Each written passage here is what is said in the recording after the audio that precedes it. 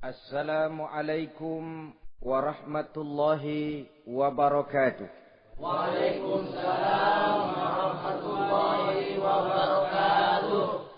Bismillahirrahmanirrahim. Alhamdulillahi rabbil alamin. Wassalatu wassalamu ala ashrafil anbiya'i wal mursalin, imamil muttaqin, sayyidil ghurril muhajjalin, Sayyidina wa maulana Muhammadin wa ala alihi wa ashabihil mujahidin at-tahirin, amma ba'du. Saudara-saudara kaum muslimin rahimakumullah.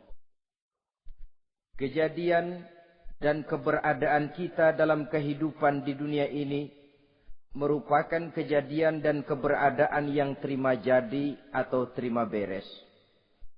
Artinya, tidak seorang pun di antara kita yang dahulunya pernah mesen untuk punya potongan seperti yang sekarang ini, punya warna kulit seperti yang sekarang ini, punya bahasa seperti yang sekarang ini. Seluruhnya kita terima jadi. Oleh karena kita terima jadi, maka Allah tidak menilai manusia dari rupa dan potongannya, tidak juga dari harta bendanya. Bersabda Nabi kita, Innallaha la yanzuru ila suwarikum wa amwalikum, walakin yanzuru ila qulubikum wa a'malikum. Sesungguhnya Allah subhanahu wa ta'ala tidak melihat potonganmu, tidak melihat harta bendamu, tetapi yang dilihat dan dinilai oleh Allah subhanahu wa ta'ala tidak lain adalah hati dan amal perbuatanmu. Kenapa rupa yang elok, paras yang cantik tidak dijadikan penilaian utama oleh agama? Pertama, karena yang namanya cantik adalah relatif. Tergantung siapa yang memandang. Yang menurut saya cantik, menurut saudara belum tentu cantik. Dan yang menurut saudara cantik, menurut saya mungkin jelek, enggak ketulungan. Oleh karenanya, di kalangan para ahli cinta ada perbedaan pendapat. Sebenarnya cantik yang bikin orang jatuh cinta atau cinta yang menyebabkan orang jadi cantik. Dua-duanya bisa saja terjadi. Mungkin karena cantik orang lalu jatuh cinta. Mungkin sudah kadong cinta biar gempor cantik juga. Tapi yang jelas cantik adalah relatif. Yang kedua, cantik itu temporer. Berubah oleh pergeseran masa dan pertukaran waktu. Tidak ada orang makin ke ujung makin cantik. Sekarang dia sedang sweet 17-an. Umur 17-an, of course cantik bukan alam kepala. Seluruh yang ada dalam dirinya menjadi syair di kalangan para remaja. Rambutnya katanya ikal berderai. Pipinya bak pauh dilayang. Lalu janggutnya katanya macam lebah bergantung. Alisnya macam semut beriring. Kalau dia senyum orang pada lemes. Itu sekarang 2, 30, 40 tahun yang akan datang kalau dia senyum mungkin orang lari semua. Cantik itu temporer. Dan yang ketiga, di atas langit masih ada langit lagi. Di atas yang kita anggap cantik, rupanya masih ada yang lebih cantik lagi. Oleh karena itu, penilaian inti dari agama bukan soal potongan. Bukan soal harta benda, tapi hati dan amal perbuatan. Alangkah lebih idealnya lagi kalau hati yang baik dan perbuatan yang baik berada pada rupa yang elok juga. Inilah yang dinamakan kecantikan zahir dan batin.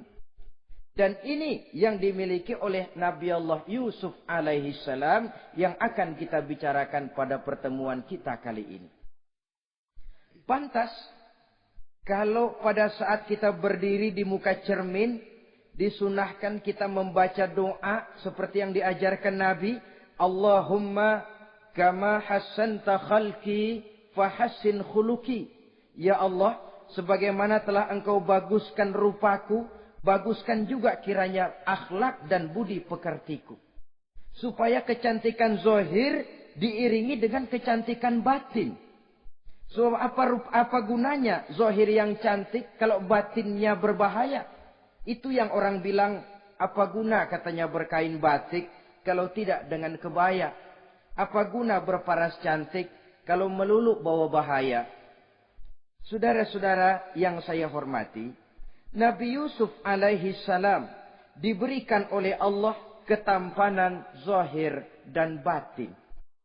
Artinya, zahirnya beliau memang tampan, batinnya pun memang beliau adalah baik. Dan inilah kebaikan yang berlipat ganda. Kadang-kadang ada orang yang tampangnya sederhana saja, tapi batinnya baik. Itu lebih baik ketimbang yang zahir dan penampilannya baik, tapi batinnya rusak. Maka kecantikan yang dianugerahkan Allah dalam kehidupan ini sesungguhnya bukan untuk to show only. Bukan cuma untuk sekedar dipamerkan, jadi kebanggaan. Macam kontes ratu-ratuan yang manfaatnya hampir tidak ada. Kecantikan untuk disyukuri. Kecantikan untuk digunakan kepada hal-hal yang bermanfaat sesuai dengan perintah dari yang memberikan kecantikan itu.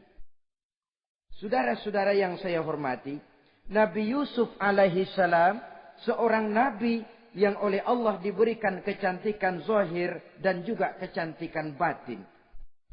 Beliau adalah putra dari Nabi Yakub, dari Nabi Ishak, dan dari Nabi Ibrahim alaihi salam. Artinya, ayah beliau bernama Nabi Yakub, kakeknya adalah Nabi Ishak, dan datuknya adalah Nabi Ibrahim alaihi salam. Ia bersaudara sebanyak 11 orang. Dari 11 orang saudaranya ini, hanya satu yang seibu sebapak, yaitu Benyamin. Sedangkan yang lain adalah saudara dari lain ibu. Nah, sejak kecil, Nabi Yusuf ini sudah memperlihatkan tanda-tanda bahwa di kelak kemudian hari dia akan tumbuh menjadi seorang besar.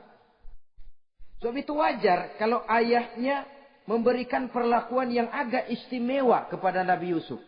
Dan ini tentu memancing sifat iri dari saudara-saudaranya yang lain. Apalagi pada satu malam Nabi Yusuf di kala remaja itu pernah mimpi. Mimpi ini beliau ceritakan kepada ayahnya. Kata beliau, "Ya abati, inni ra'aitu ahada asyara kawkaba wasyamsa wal qamara ra'aituhum li sajidin." Jadi satu hari Nabi Yusuf cerita kepada ayahnya, "Ayah, saya mimpi." Mimpi apa Yusuf? "Saya melihat dalam tidur saya ada 11 bintang, lalu matahari dan bulan. Saya lihat seluruhnya sujud kepada saya." Ayahnya mendengar mimpi ini, mengerti takwil. Lalu pesan kepada Nabi Yusuf, "Yusuf, mimpi ini jangan kau ceritakan kepada saudara-saudaramu. Mereka sudah punya pandangan yang tidak baik kepada dirimu. Kalau ini kau ceritakan, mungkin akan membahayakan bagi dirimu." Sebab rupanya, saudara-saudaranya yang lain ini iri hati kepada Nabi Yusuf. Yang mempunyai keistimewaan dan mendapat perhatian istimewa juga dari orang tuanya. Saudara, kita tahu ini sesuatu yang wajar dalam kehidupan. Pepatah bilang, likulli zi ni'matin mahsudun. Tiap kali kita mendapat suatu nikmat, bakal ada orang yang hasud. Iri hati, dengki. Itu watak kehidupan. Kalau kita jatuh miskin, orang tepuk tangan. Kalau kita jadi kaya, orang tanya berdukun kemana. Wajar saja. Likulli zi ni'matin mahsudun. Tiap kali kita mendapat suatu nikmat, tentu ada yang hasud, ada yang iri, ada yang tidak senang. Begitu juga halnya dengan saudara-saudara Nabi Yusuf alaihi salam. Dan watak iri hati ini tidak cuma tinggal iri hati. Mereka buktikan lewat tindakan konkret. Suatu hari mereka musyawarah, saudara-saudara yang iri ini. Saudara-saudara, bapak kita enggak adil. Masa Yusuf mendapat perlakuan istimewa? Wa nahnu usbah, sedangkan kita ini golongan yang lebih besar. Dari 12 orang anaknya, masa cuma satu Yusuf yang mendapat perlakuan lebih istimewa? Kita ini yang 11 dianggap angin apa? Nggak adil abah kita ini. Iya, tapi caranya bagaimana? Apa kita omelin bapak? Jangan. Habis Yusuf singkirin. Kalau Yusuf nggak ada, kan anaknya tinggal kita. Praktis perhatiannya seluruhnya akan tercurah kepada kita. Nah, saya ingatkan bahwa hasud sering mendorong orang untuk melakukan segala macam cara. Artinya, orang itu kalau sudah dibakar sifat dengki, iri hati, dia rela melakukan apa saja. Pertama, agar nikmat yang ada pada diri orang lain hilang. Yang kedua, supaya nikmat itu pindah kepada dirinya. Andai kata tidak pindah kepada dirinya, ya hilang sajalah. Jangan orang lain yang dapat nikmat. Ini watak hasud. Ingin nikmat orang lain pindah kepada dirinya, atau hilang walaupun tidak pindah kepada dirinya, tapi yang bersangkutan tidak lagi mendapat nikmat. Untuk itu segala macam cara akan dilaksanakan. Ini dicontohkan dari usaha yang dilaksanakan oleh saudara-saudara Nabi Yusuf alaihissalam. Oke, setuju. Kita singkirkan Yusuf. Tapi caranya bagaimana? Gampang. Bunuh saja. Kalau bunuh sih rasa-rasanya tidak sampai hati membunuh Yusuf. Lalu bagaimana?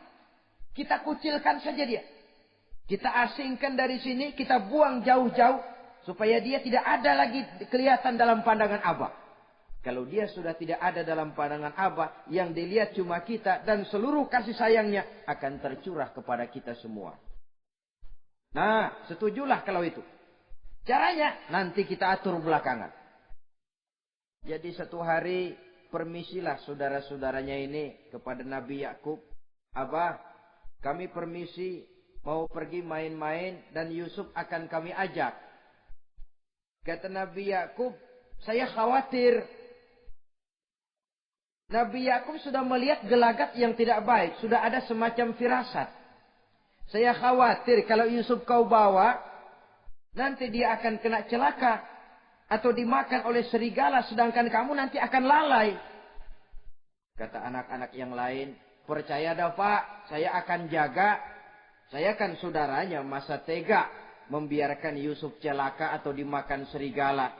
Pokoknya aman, sip dah.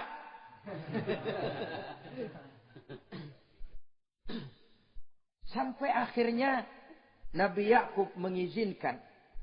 Pergilah 12 bersaudara ini pergi bermain-main.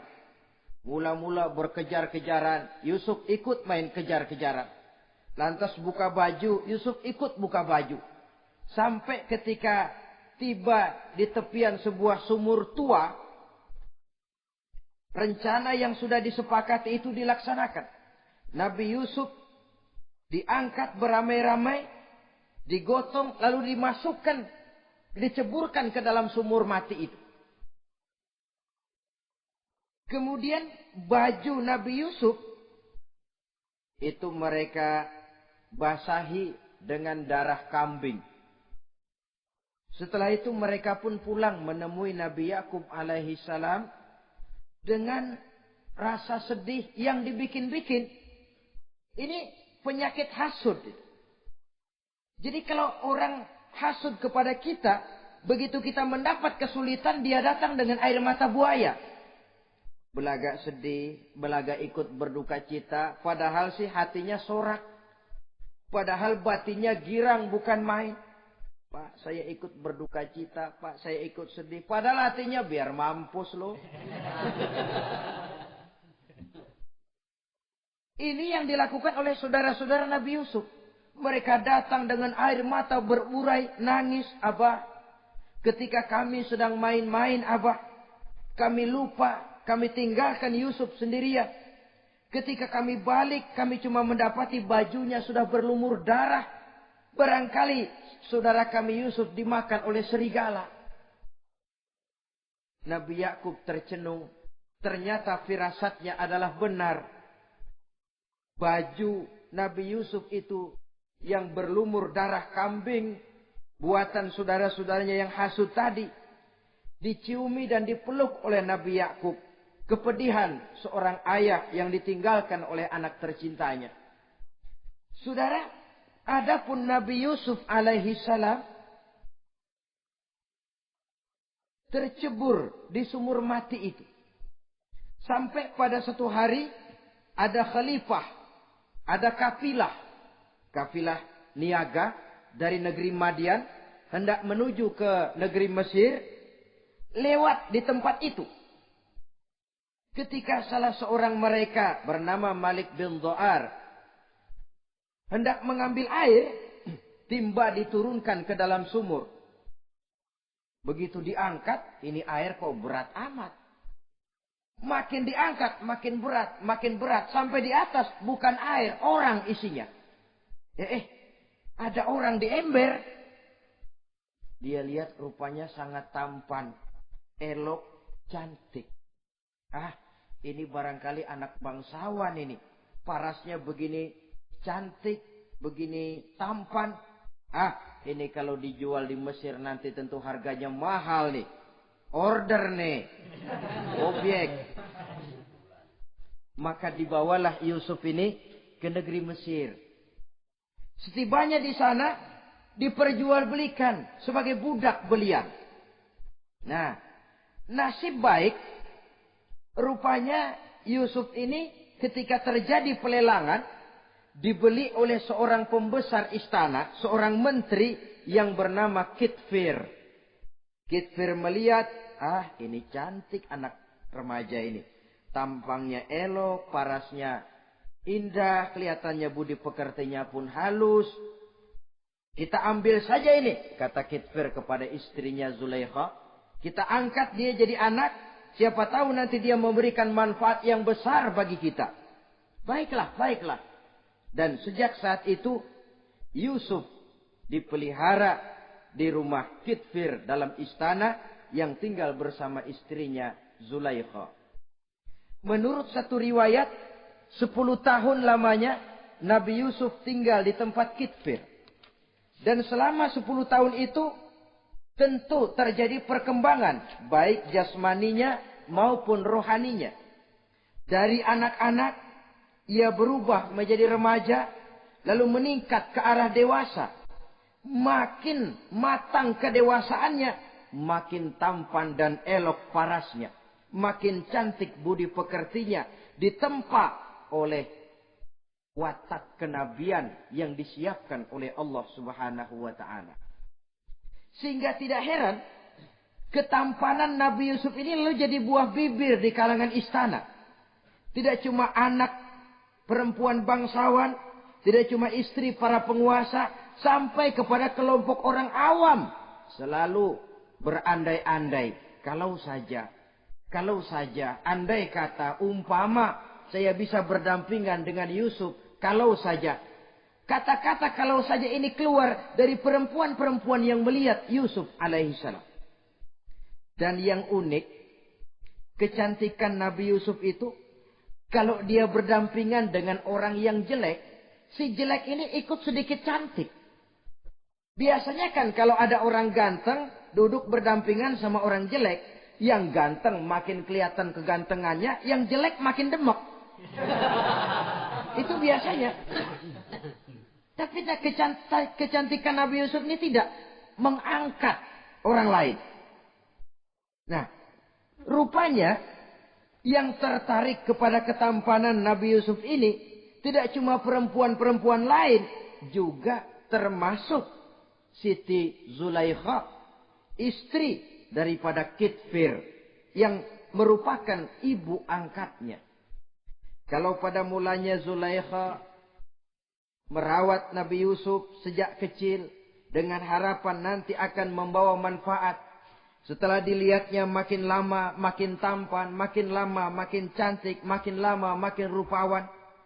Berubah rupanya rasa kasih sayang seorang ibu menjadi kasih sayang seorang perempuan kepada laki-laki. Dia merindukan saat-saat di mana dia bisa mencurahkan rasa hatinya itu kepada Nabi Yusuf alaihi salam. Hampir-hampir nyaris Zulaikha ini, kalau istilah anak muda barangkali, siang jadi kenangan, malam jadi impian. Kemanapun dia pergi, bayangan Yusuf juga yang selalu menggodanya. Selalu ditunggunya saat-saat yang mungkin untuk dia bisa menyampaikan hasrat hatinya kepada Nabi Yusuf alaihi salam. Dan saat itu pun datang. Satu hari Kitfir harus menghadiri persidangan negara. Rumah besarnya lenggang, para pembantu kebetulan tidak seorang pun ada di dalam. Inilah saat yang ditunggu-tunggu oleh Zulaikha. Keluarlah ia dari kamarnya dengan pakaian yang tipis sewarna dengan warna kulitnya, sehingga pakaian dalamnya nyaris tembus. Dengan langkah yang diatur sedemikian rupa, memancing rangsangan, ia datang menghampiri Yusuf alaihi salam. Lalu dengan suara lemas memelas, ia pun memanggil Yusuf. Ada apa tuanku? Sini ya. Kalau bahasa kita. Melihat mendengar suaranya yang lain dari hari-hari biasa. Apalagi melihat pakaian Zulaikha yang begitu tipis. Jantung Nabi Yusuf berdetak sangat cepat. Darah mengalir dengan cepat. Maklum, beliau juga manusia, laki-laki, normal terlepas dari kenabiannya. Jantungnya dak-dik-duk. Kemari Yusuf, sini. Ada apa tuanku? Sudah lama Yusuf. Lama apa tuanku? Saya memendam rindu kepadamu Yusuf. Siang malam engkau juga yang jadi tumpuan harapan saya. Kemanapun saya pergi seakan wajahmu juga yang saya lihat Yusuf. Tidur saya jadi tak nyenyak. Makan saya tak pernah membawa kekenyangan Yusuf. Tidur yang biasanya mendatangkan semangat seolah semuanya pergi meninggalkan saya Yusuf. Hembusan sepoi pagi mengusap bunga merekah dalam taman. Yang biasanya membawa keindahan. Semuanya telah berganti dengan keindahan wajahmu Yusuf. Sinilah sebentar, penuhi hasrat hati saya. Saya segan tuanku. Segan kenapa Yusuf? Saya tidak mau mengkhianati tuan saya yang telah berbuat baik kepada saya. Apakah saya juga tidak pernah berbuat baik kepadamu? Benar, tuan juga berbuat baik kepada saya. Tapi pantang saya mengkhianati majikan saya. Yusuf, sekarang kesempatan yang baik. Kitfir, suami saya, sedang menghadiri persidangan penting di negara, di istana. Dan rasanya akan lama dia baru kembali. Sementara para pembantu kita tidak ada di sini. Saya malu tuanku, saya segan. Malu kepada siapa? Tidak ada yang tahu, tidak ada yang lihat. Allah. Saya takut, saya malu kepada Allah tuanku. Padahal kalau menurut ukuran hati, Quran menjelaskan walaqad hammat bihi wa hamma biha. Sebenarnya Zulaikha cinta kepada Yusuf, Yusuf pun senang kepada Zulaikha. Saat itu iblis sibuk bukan main memasang jerat, pasang besi berani biar pada nyetrum.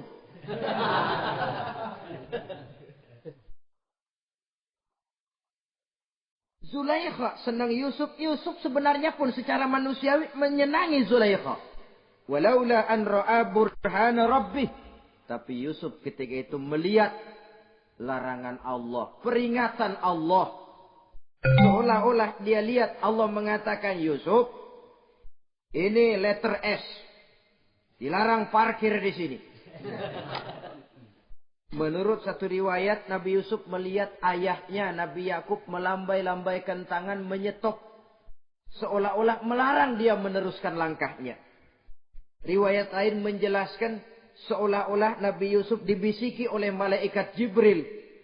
Yusuf, kalau kamu kalah sekarang, kamu sama saja gajah kemasukan semut di kupingnya terus mati. Tapi kalau kamu menang, kamu adalah gajah yang tidak terkalahkan. Ada semut mati oleh, ada gajah mati oleh semut. Alangkah memalukan. Binatang yang begitu besar jatuh hanya oleh binatang yang begitu kecil. Artinya apa? Kau akan jadi orang besar Yusuf. Apakah harus gagal dan jatuh cuma karena bujuk rayu seorang perempuan macam ini? Satu riwayat menjelaskan semacam itu. Sehingga mantap Yusuf. Maaf tuanku. Saya malu kepada manusia.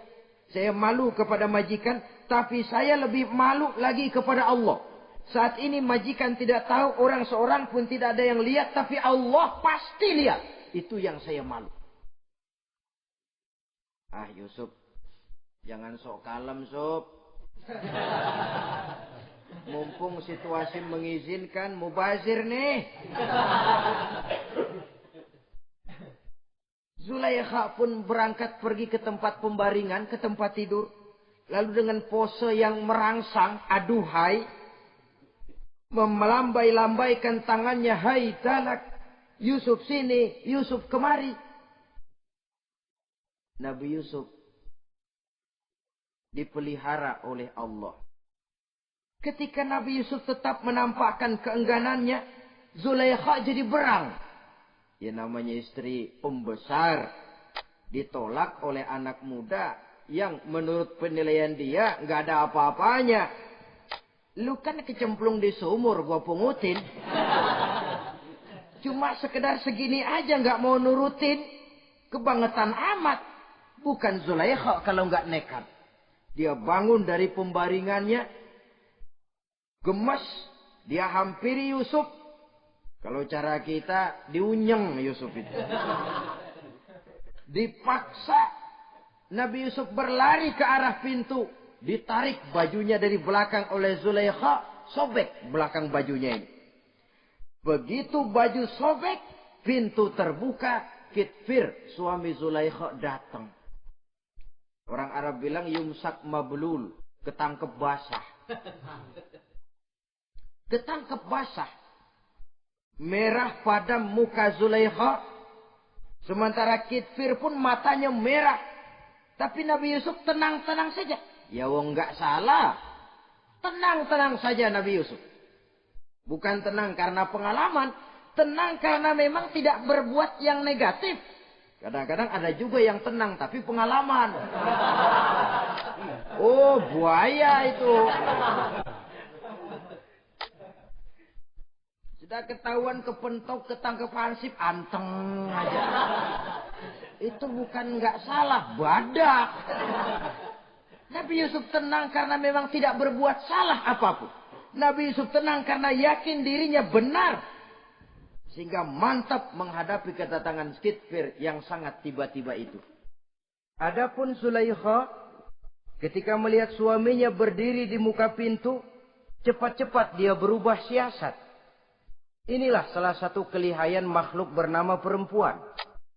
Dia pandai bersalin rupa, dia pandai bermain minyak di atas air.